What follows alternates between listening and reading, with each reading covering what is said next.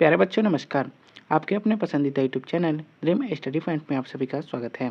तो आज के इस वीडियो क्लास में बिहार बोर्ड के कक्षा 7 के विज्ञान के अध्याय 15 है जीवों में श्वसन। तो इसके अभ्यास के सभी प्रश्नों का हल करने वाले हैं। तो चलते हैं पहले प्रश्न पर।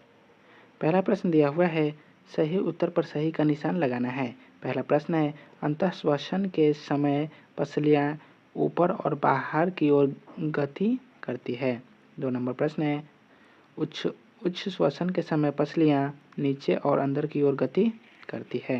3 नंबर प्रश्न है, मछली में श्वसन के लिए अंग गलफड़ा होता है। चौथा, श्वसन के फलस्वरूप गैस निकलती है ऑक्सीजन द्वारा।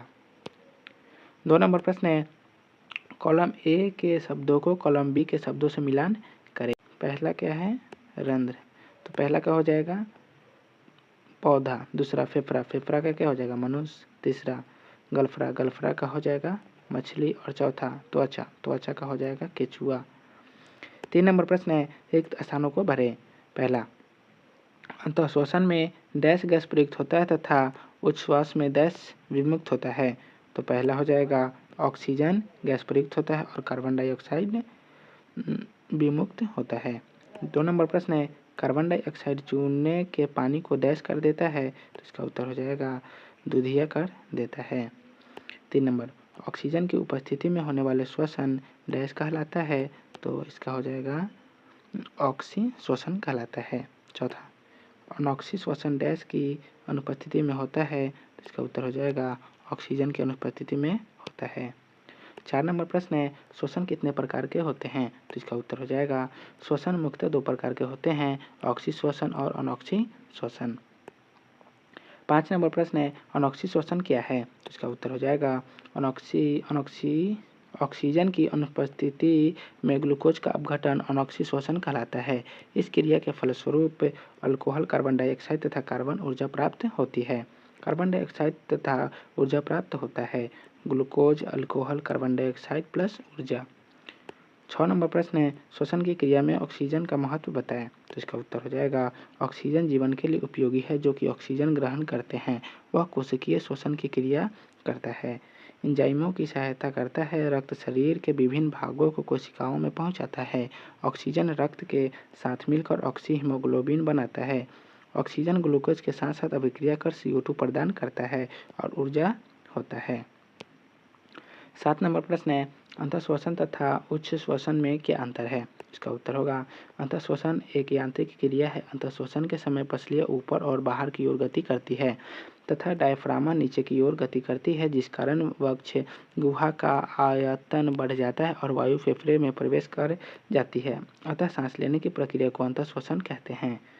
उच्च श्वसन भी यांत्रिक क्रिया है। जब ऑक्सीजन में फेफड़े में पहुंचाता है तो पसलियाँ नीचे अंदर की ओर चला जाता है और डायफ्रामा पहले स्थिति में आ जाता है। सांस बाहर छोड़ते हैं, अतः सांस छोड़ने की क्रिया को उच्च श्वसन कहते हैं। 8 नंबर प्रश्न है, सांस लेने, छोड़ने एवं श्वसन में क्या अंतर है। इसका उत्तर होगा सांस के रूप में ऑक्सीजन युक्त हवा का उपयोग करते हैं। नासाद्वार द्वारा ऑक्सीजन ग्रहण कर श्वास नली से होते हुए फेफड़ों तक जाती है और अंतःश्वसन की क्रिया होती है, जिसे सांस लेने और जब ऑक्सीजन ग्लूकोज के साथ अभिक्रिया कर CO2 गैस बनाता है और उच्च श्वसन क्रिया के फलस्वरूप सांस छोड़ते हैं तो श्वसन क्रिया में सांस लेना और छोड़ना दोनों आता है। श्वसन क्रिया के फलस्वरूप ऑक्सीजन लेना और कार्बन डाइऑक्साइड छोड़ना। ऑक्सीजन ग्लूकोज के साथ अभिक्रिया कर कार्बन डाइऑक्साइड, जल और ऊर्जा प्रदान करता है।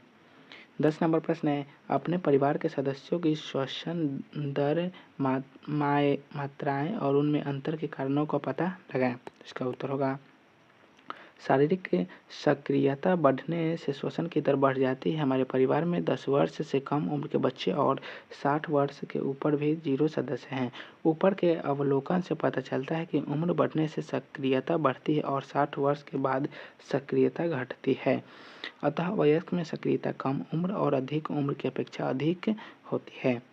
11 नंबर प्रश्न है, यदि धरती से पौधे को समाप्त कर दिया जाए तो क्या होगा, कक्षा में चर्चा करें। तो इसका उत्तर होगा पौधे कार्बन डाइऑक्साइड ग्रहण करते हैं, अपना भोजन प्रकाश संश्लेषण की क्रिया द्वारा करते हैं और ऑक्सीजन गैस छोड़ते हैं। ऑक्सीजन गैस जीव जंतुओं द्वारा ग्रहण करते हैं और कार्बन डाइऑक्साइड गैस छोड़ते हैं। पौधे नहीं रहते हैं पर कार्बन डाइऑक्साइड की मात्रा वायुमंडल में बढ़ जाता है, वातावरण असंतुलित हो जाएगा। वायुमंडल में CO2 की मात्रा बढ़ जाने पर वायुमंडल गर्म हो जाएगा और पहाड़ों पर के बर्फ पिघलने लगेगा और समुद्र का जल स्तर बढ़ जाएगा। ओजोन परत जो पराबैंगनी किरणों के अवशोषित करता है, उस परत का नुकसान पहुंचेगा। धरती से पौधे को समाप्त करने पर पृथ्वी पर जीव जंतुओं का अस्तित्व खतरे में पड़ जाएगा। 12 नंबर प्रश्न है, रात्रि में पौधे के निकट नहीं सोना चाहिए, क्यों? तो इसका उत्तर होगा, पौधे सूर्य के प्रकाश में CO2 ग्रहण कर प्रकाश संश्लेषण की क्रिया करते हैं। CO2 पौधे द्वारा ग्रहण और O2 जीव जंतुओं द्वारा ग्रहण और CO2 छोड़ने की क्रिया होती है। इसके कारण ही CO2 और O2 का अनुपात संतुलित रहता है। रात्रि में सूर्य का प्रकाश नहीं होता है, अतः प्रकाश संश्लेषण की क्रिया भी नहीं होती। ऑक्सीजन की मात्रा वातावरण में कम हो जाती है और CO2 की मात्रा बढ़ जाती है, जिसके कारण वृक्षों के नीचे सांस लेने में कठिनाई होती है और गर्मी भी अधिक लगती है। तो प्यारे बच्चों, आज की इस वीडियो को यहीं समाप्त करते हैं, फिर मिलेंगे नेक्स्ट वीडियो में। वीडियो अच्छा लगा हो तो वीडियो को लाइक कर दीजिएगा, चैनल को सब्सक्राइब कर दीजिएगा। तो आप सभी को वीडियो देखने के लिए बहुत बहुत धन्यवाद।